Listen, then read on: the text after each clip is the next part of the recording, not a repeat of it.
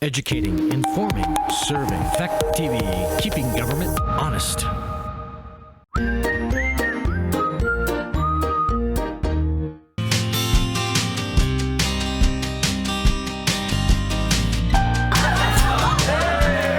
afternoon, ladies and gentlemen. We're going to start this program. A little anecdote before we get started. There's a model of the building that was here at one time. I worked in that building in 1964 to 65, 66 when I graduated.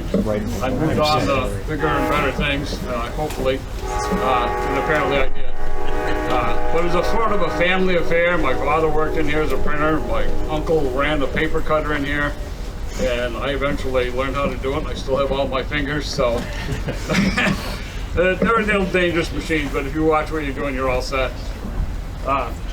Good afternoon, anyway. My name is Peter Golick. I'm the current chair of the Select Board, Rockingham. It's great, with great pleasure and a sense of accomplishment that I welcome Governor Scott, Congressman Welch, Chris Saunders from Senator Leahy's office, and all of you here today for a ribbon cutting ceremony. There are many who said we couldn't do this, but now that we have it done, we can show that we did. This was not done without the help from several agencies and connections that are represented here today, as you can see. Town of Rockingham Select Board started the process 6-7 years ago when we allocated funds to the Bells Falls Area Development Corporation to purchase this property. We will continue to work with the BFADC to bring the project to completion. That being said, I would like to introduce Robin Sweetapple, current BFADC president. I knew that train was coming through. To continue with our ceremony, so we'll have to talk a little louder, I guess. Robin, please watch your step when you come up to the podium. There's a little rise here.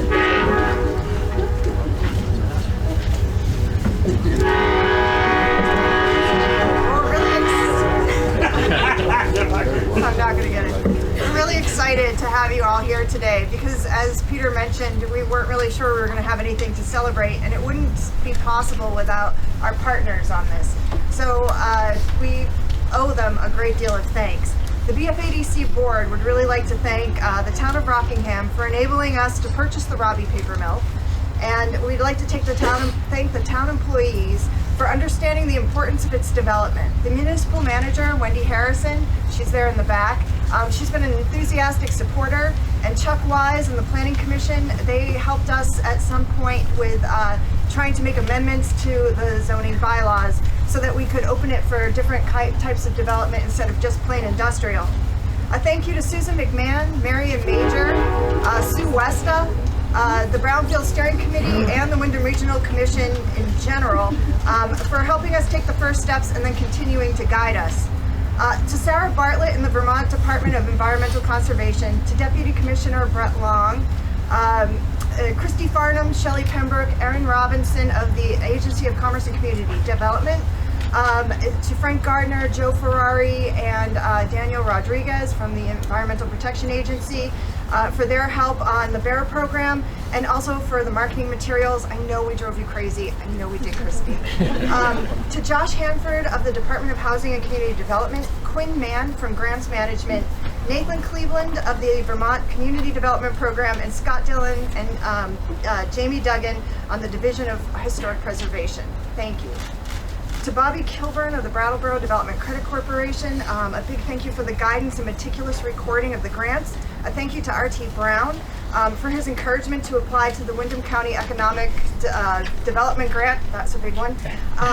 Without the ACCD and the BDCC, we might just be looking at a ruin right now. We'd also like to thank the representatives of the Abenaki tribe, Rich Holshoe, Chief Roger Longtoe Sheehan, and Jim Taylor, for participating in the BEAR program and for continuing to engage with us. It's been really appreciated. To Isaac Wagner, Project Manager, Alan Liptak of Lee Environmental, and Bucky Adams for all the day-to-day work that they did and for keeping a really safe site. That was important when you're doing demolition. Finally, many thanks to our Executive Director and the town's Development Director, Gary Fox, for his tireless work and his willingness to shoulder more responsibilities. Redevelopment is important to our area. As you can tell, we have a lot of inventory.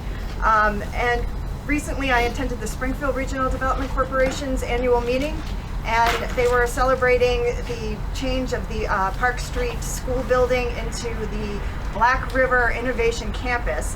And Governor Phil Scott gave a really encouraging speech about the issues facing Vermonters. Redevelopment and construction are definitely familiar characters for you. And we are really grateful for your participation today. I am really honored to welcome Governor Phil Scott.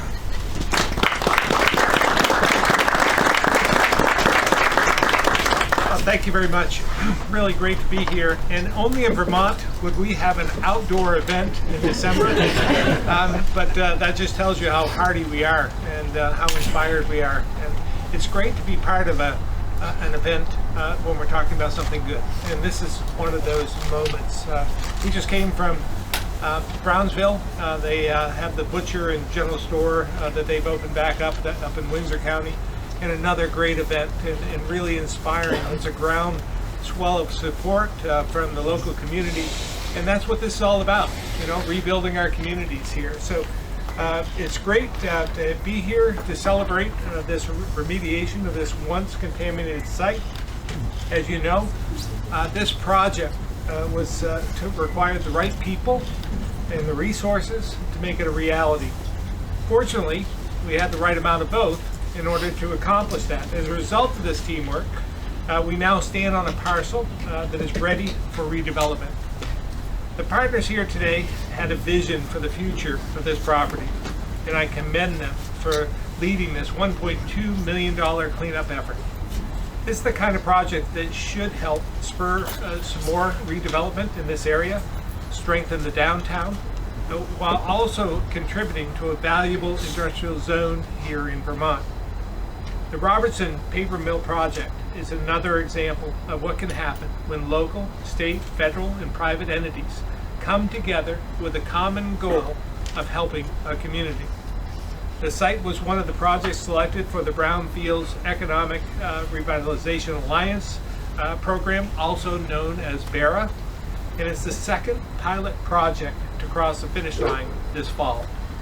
The cleanup of this site is why BARA is such an effective tool and so important to us, because it helps bring in all the various regulating, remediation, and funding partners to the table all in one place. These types of projects represent the intersection of environmental conservation and economic development. BARA brings people together to help our downtowns become more vibrant, which is so important as we work to attract more people and businesses to our state. It's why I signed an executive order in October to make BARA a permanent program, so we can continue working across state agencies, along with local partners and private partners as well, to revitalize properties that were long ago left in disrepair. Any economic development project requires a whole host of resources to be successful. The speakers we'll hear from today speak to the various federal, state, and regional tools that were used here. So I really want to thank all of you who helped make this project a reality. And I look forward to returning Bellows Falls to continue their redevelopment and their vision in order to provide for a revitalized community. With that, I'd like to turn it over to my good friend, fellow senator when I was in the state senate, Congressman Peter Welch.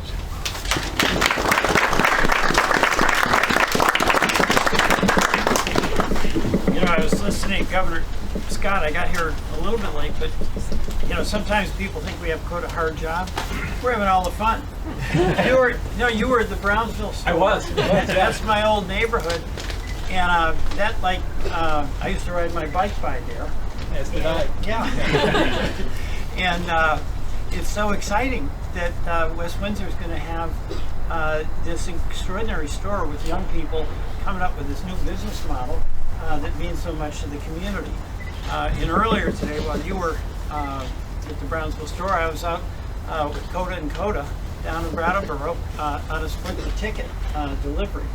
And then today we're here on the island celebrating the success of all the local groups and people to revitalize the island in Bellows Falls.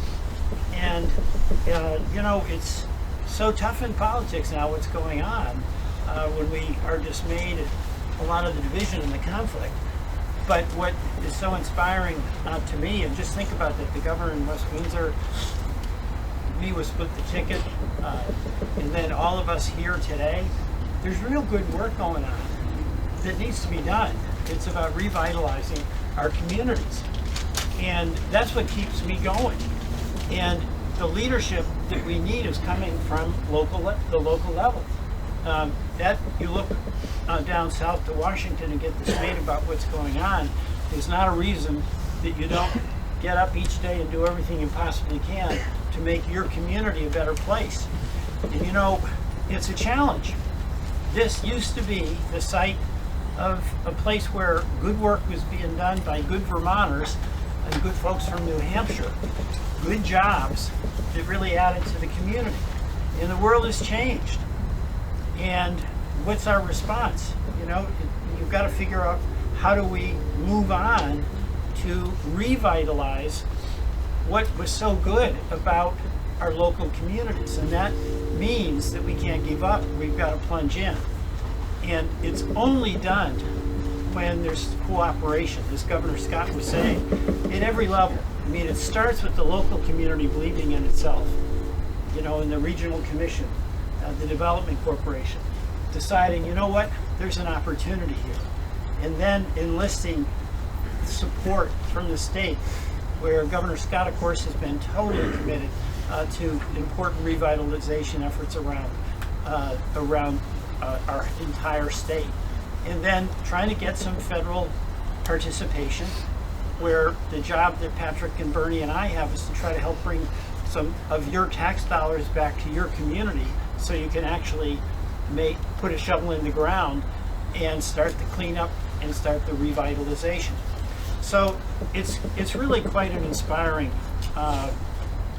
moment when we all gather together, and it's the result of very good, very determined, very committed work by people whose real belief is in the importance of the community and the people where they live. That's what it's all about. A project at a time, a step at a time, and where there's an awareness that it's cooperation, not conflict, that makes progress. That's so important for us to remember in these challenging times in our country, and it's happening right here at this moment. So, Governor, it's just great to be your partner in trying to make our modest contribution. But when Phil and I served in the state senate together, I think we both saw our job as trying to help folks back home be successful in doing what it is you do best, and that's take care of your community. So I say thank you very much and congratulations. This is really important, inspiring work, and it's an inspiring and important accomplishment. And you know what's interesting? As successful as you've been to get to this point, a lot more work awaits you. And you'll do it. Thank you.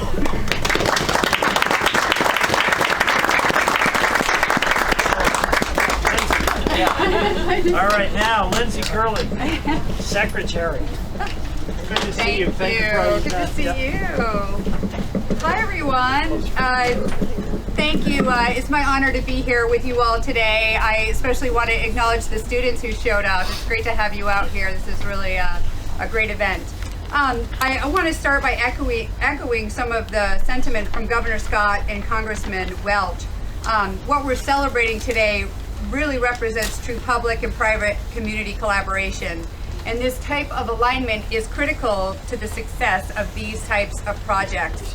The Agency of Commerce and Community Development encompass 3 major state agencies, and they serve the Vermont public by enhancing the Vermont business climate, marketing Vermont to tourists and others, and strengthening our communities in a variety of ways. The Departments of Economic Development and Community Development supported the cleanup of this site by deploying programmatic support. The Department of Economic Development through the Windham County Economic Development Program, awarded $300,000 to this project. The program, which is also known as WikiDip, promotes economic development in Windham County by providing funds to stimulate job creation through business startup, expansion, relocation, supporting entrepreneurial activity, strengthening economic development infrastructure, all in order to ensure a strong foundation for transformational economic activity. The department's Brownsfield initiative awarded this project over $150,000 used for the cleanup of the site, continuing its commitment to environmental stewardship, community investment, and economic growth. The cleanup and future redevelopment of this property required close collaboration with the Agency of Natural Resources as well. The Department of Housing and Community Development provided $150,000 that was used to assist with the demolition of the building and will help prepare the site for future business development, keeping with the industrial heritage of the island, including attracting light manufacturing, green industries, and businesses focused on energy and technology or commercial or office space. The Division for Historic Preservation ensured the industrial history of the paper mill was preserved, working with the EPA, town officials, and other partners to document the buildings with historic structures reports. The industrial history began in 1890, and when it ended in 1980, this place was home to the longest operating paper mill company in Vermont. But the significance of this property predates the mill, having a high degree of significance for the indigenous communities that lived in the area for millennia, and it continues to be an important place in their cultural heritage, including the location of Native American burial sites. We greatly appreciate the partnership and involvement of the Ilnu Abenaki tribe as we continue to understand the cultural history of what is more commonly known as an industrial property. I'd like to recognize and thank our agency staff, leadership, program managers, project coordinators, and historic preservation staff, all who had a hand in collaborating to complete remediation and prepare this critical site for redevelopment. The agency is committed to remaining a partner moving forward, assisting in deploying economic development resources once tenants are identified. We look forward to a continuing partnership in Bellows Falls. It is now my honor to introduce you to Secretary Julie Moore of the Agency of Natural Resources.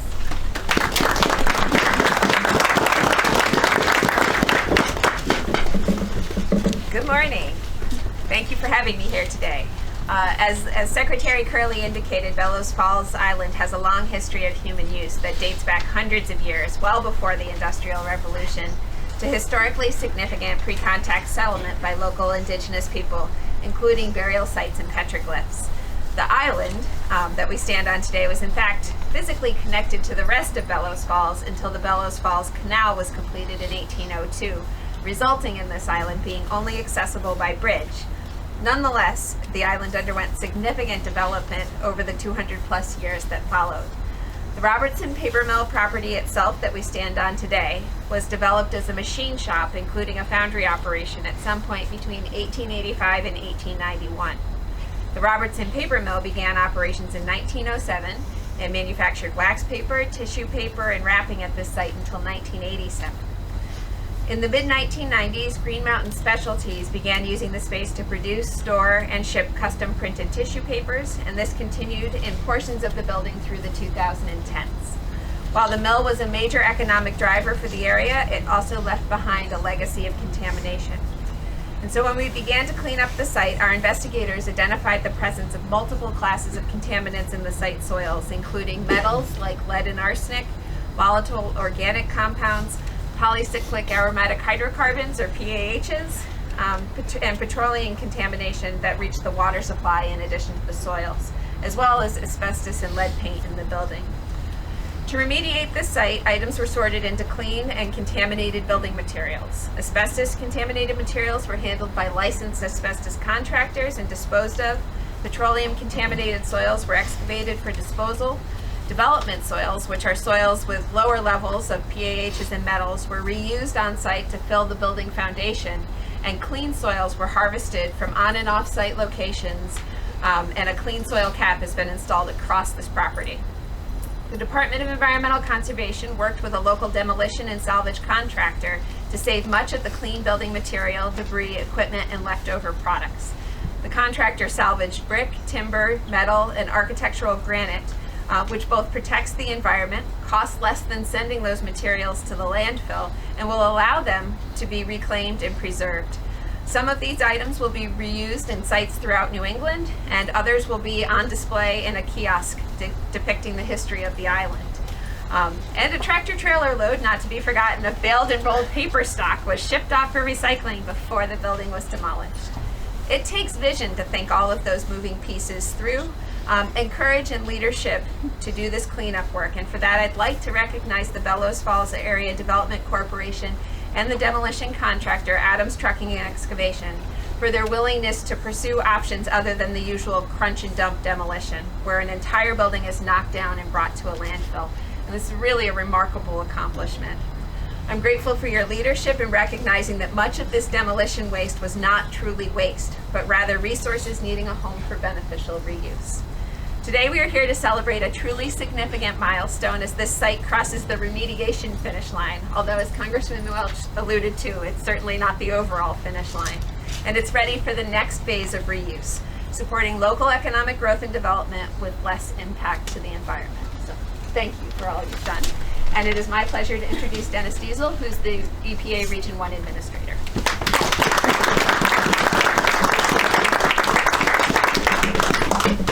Thank you, Julie. I'm going to try to use the microphone more since I've lost my voice to some degree. Thank you to Selectman Chairman Golick and BFADC President Robin Sweetapple for having us here today and for all the work you've done to serve your community. Governor Scott, Congressman Welch. It's also great to join you both at this event today. I'm also pleased that Richard Holshoe is here from the El New Abenaki tribe. Appreciate what you do and how you do it here. So much of the work we do at EPA is done in coordination with our tribal, state, and local partners, and today's event is another example of that type of collaborative commitment to addressing critical environmental and public health issues. As Julie mentioned, I'm Dennis Diesel. I'm the new Regional Administrator for EPA, Region 1, which is all of New England. I've been in the job only a few months, so I still have a lot to learn, but this is already my third trip to Vermont. The weather is always the same when I come to Vermont.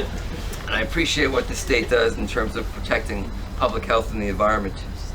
This site was vacant for many years, as you've heard, and contaminated with pollutants like asbestos, lead, petroleum, and other hydrocarbons. If I can flip my page with my numb hands here.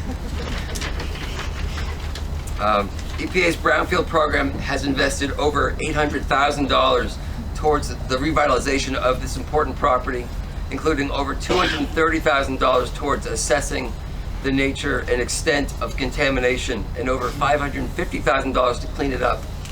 I want to recognize the EPA Brownfields team from our office that helped make this happen today.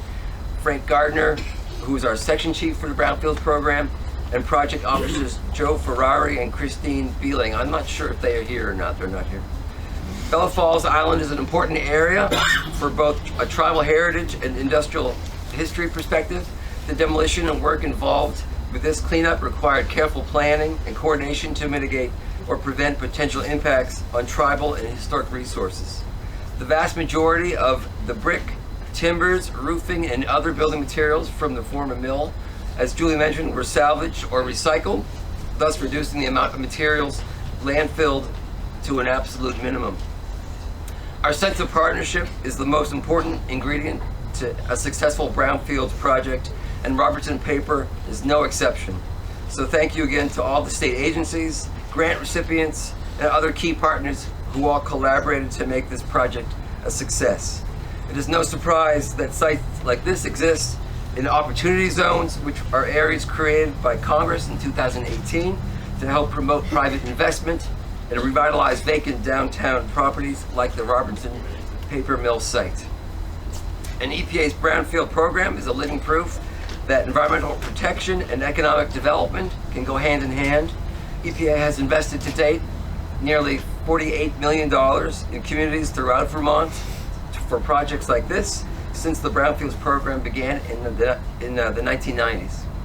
We look forward to working with Vermont DEC, Vermont ACCD, and our other partners on brownfield sites throughout the state in the future in order to help secure a safe and vibrant future for all Vermonters. Congratulations again for all the partners who made this project possible, and thank you for all you do to protect public health and the environment. So with that, I would like to introduce Chris Campany with the Wyndham Regional Commission Executive Director. There he is.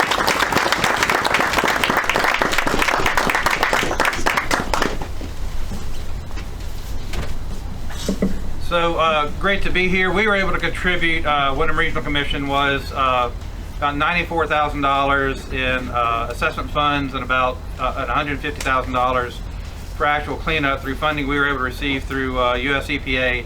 Our staff, our lead staff on this now, Sue West, is actually in Los Angeles at the National Brownfields Conference, but also Marion Major and Susan McMahon had worked on this. And also I'll note Bellows Falls native son Mike Shaughnessy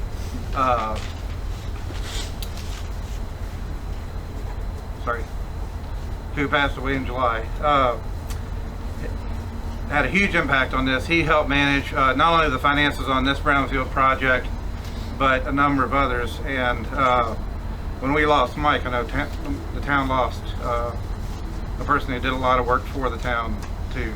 But we're thrilled to be here. We've been here for a lot of celebrations lately for honoring work that's been done in Rockingham and Bellows Falls, and I hope all the students that are here recognize just it is amazing what your town has done to invest in itself, not only for its current future but for your all's future. So I hope you'll get involved. There's a lot to be done here. You've got a great foundation to build on, and thanks to all of our partners who work on this project and all of these projects that we work on throughout the region. Thank you. So I'm now introducing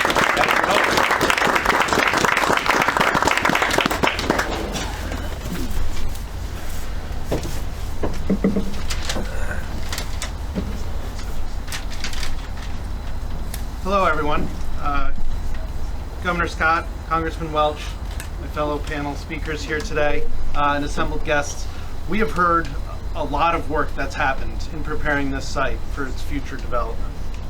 And this was accomplished by a group of volunteers, board members, community members, interested citizens who brought together those local, regional, state, and federal partners to help execute a vision for this new development here in Bellows Falls. For the BFADC board, this required a sustained leadership. And regardless of the hurdles, some were anticipated, most were not, you kept this going. You kept your focus and you moved this over the finish line. So this effort is certainly a best practice for rural economic development and one that deserves to be highlighted. It's special. Volunteers recognize that nobody else was coming to save the day. You chose to take your own future into your hands, and you connected with the outside partners necessary to make this happen. This site, after all of that hard work, reflects the vision that dates back to 2014. Now, the astute observer may notice the lack of 4 walls and a roof, although we do have heat. Fear not, BFADC is pursuing the construction of a building built to suit for 1 or more tenants. Already in the early planning stages and conversations with the first anchor tenant, the BFADC must now move forward to find additional resources to close the gap on the construction costs and the future assessed value that so limits the development here in our rural state. So another true limiting agent to our economic development potential in the Wyndham region is available flat industrial land. So BFADC has brought a solution to that challenge while still keeping an eye on the future challenges of additional resources. So we are fortunate to be standing today in a recently designated federal opportunity zone. It's also eligible for new market tax credits. So while these kinds of development projects can have many ups and downs, are certainly challenging, we have seen that BFADC has the ability to move a project forward that drive and determination and expertise necessary. So with these tools, I think it is safe to say that we're all going to look forward to another ribbon cutting in the very near future. I've heard recommendations of a July or August date. So congratulations to Robin, the entire BFADC board, to Gary Fox, the executive director, to the Village of Bellows Falls, the Town of Rockingham, Wendy Harrison, and everyone else who here made today happen. Congratulations and thank you.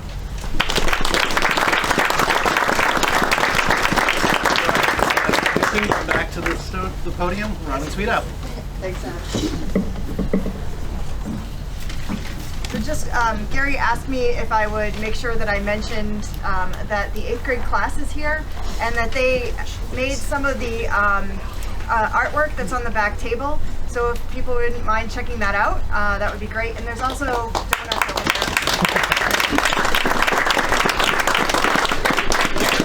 And Gary also asked me to say something about the importance of this project to the town of Rockingham and with working with the town of Rockingham. So clearly the site's proximity to downtown makes it important. But I think being able to work with the select board, the planning commission, the municipal manager, and also Chuck, and being able to discuss what our thoughts were about the amendments, it opened it up to new possibilities and new opportunities for a reimagined island. So the island is a part of the downtown, and it's not an auxiliary parking area, and it's not just an industrial site. It's not just the revitalization of this one site, but a revitalization of the island in general. So we're hoping that it's a walkable, bikeable extension to the downtown with shopping, offices, food, and as Wendy keeps pointing out, it does have an amazing view. So thank you all so much for coming, and please help yourself to snacks, and I think we're just gonna cut this and go on.